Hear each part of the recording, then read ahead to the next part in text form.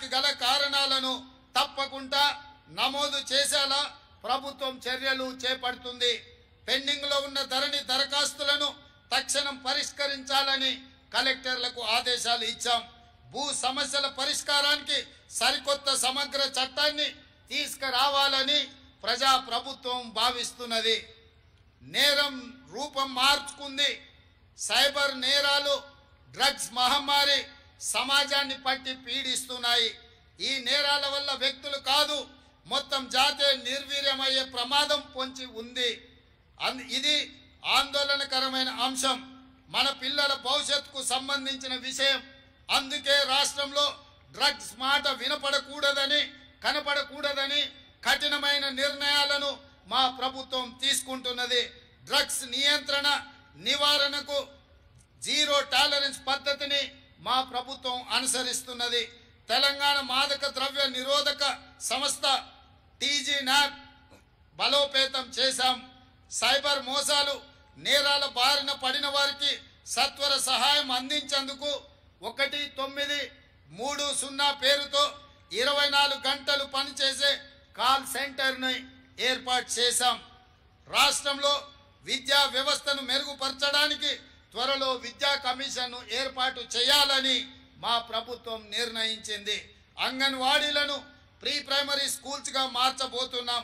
ప్రాథమిక పాఠశాలలు మొదలు విశ్వవిద్యాలయాల వరకు నాణ్యమైన విద్యా బోధన, నైపుణ్య శిక్షణ, ఉపాధి కల్పనకు ఒక మిషన్ మోడ్లో పని చేయాలని మా ప్రభుత్వం నిర్ణయించింది.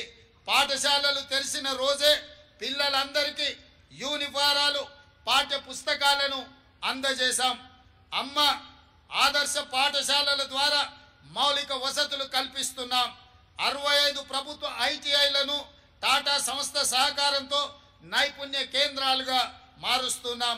ఎస్సీ, ఎస్టీ, బీసీ, మైనారిటీ విద్యార్థుల కోసం ప్రతి నియోజకవర్గంలో ఒకే ఆవరణలో 20 నుంచి 25 ఎకరాల స్థలంలో ఇంటిగ్రేటెడ్ మోడల్ స్కూళ్లను నిర్మించబోతున్నాం. ఇది ఎస్సీ, ఎస్టీ, బీసీ, మైనారిటీ విద్యార్థుల జీవితాలలో వెలుగు నింపబోతుంది. వాళ్ళకు ఉజ్వల భవిష్యత్తును రాష్ట్ర ప్రభుత్వం ఇవ్వబోతుందన్న విషయాన్ని సగర్వంగా తెలంగాణ ప్రజలకు నేను తెలియజెప్పదలుచుకున్నాను. ఇటీవలనే మిత్రులారా, బేగర్ కంచె ముచ్చర్ల దగ్గర రంగారెడ్డి జిల్లాలో యంగ్ ఇండియా స్కిల్స్ యూనివర్సిటీకి శంకుస్థాపన చేసుకున్నాం. తెలంగాణ విద్యా రంగంలో ఇదొక విప్లవాత్మక మలుపు కాబోతుంది. మన పిల్లల కొలువులకు ఇది ఒక వేదికగా మారబోతుంది. సరికొత్త నైపుణ్యాలతో ఉపాధికి గ్యారెంటీ ఇవ్వబోతుంది. ఈ యూనివర్సిటీకి మహేంద్ర గ్రూప్ అధినేత ఆనంద్ మహేంద్రను చైర్మన్గా ఉండాలని తెలంగాణ రాష్ట్ర ప్రభుత్వం తరఫున వారికి విజ్ఞప్తి చేస్తే వారు ఉదార స్వభావంతో దీనికి చైర్పర్సన్గా ఉండడానికి వారు ఆమోదించిందని మీకందరికీ ఈ సందర్భంగా సగర్వంగా తెలియజేస్తున్నాను. మిత్రులారా, రంగుల గోడలు, అద్దాల మేడలు కాదు, ప్రజల జీవితాలలో గుణాత్మక మార్పు రావాలి. దానికి రాష్ట్ర అభివృద్ధి, సంక్షేమం సమపాలలో జరగాలి. తెలంగాణను ప్రపంచానికి ముఖద్వారంగా మార్చాలి. తెలంగాణ బ్రాండ్ను విశ్వ వేదికపై సగర్వంగా చాటాలి.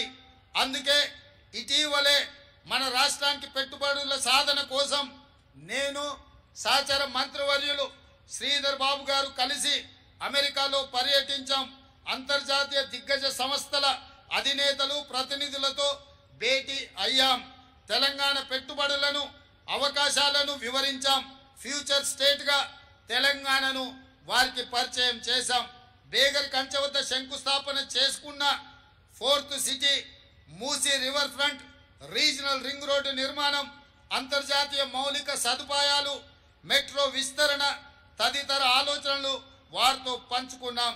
జనవరిలో దావోస్ పర్యటన సందర్భంగా 40,000 కోట్ల రూపాయల పెట్టుబడులకు సంబంధించి ఒప్పందాలను మా ప్రభుత్వం కుదుర్చుకున్నది. ఇది పెట్టుబడుల ఆకర్షణలో ఒక రికార్డ్. ఈ ఒప్పందాలు కార్యరూపం దాల్చడానికి అవసరమైన కార్యాచరణను ప్రభుత్వం ప్రారంభించింది. మన యువత ఉపాధి, ఉద్యోగ కల్పనకు ఇవి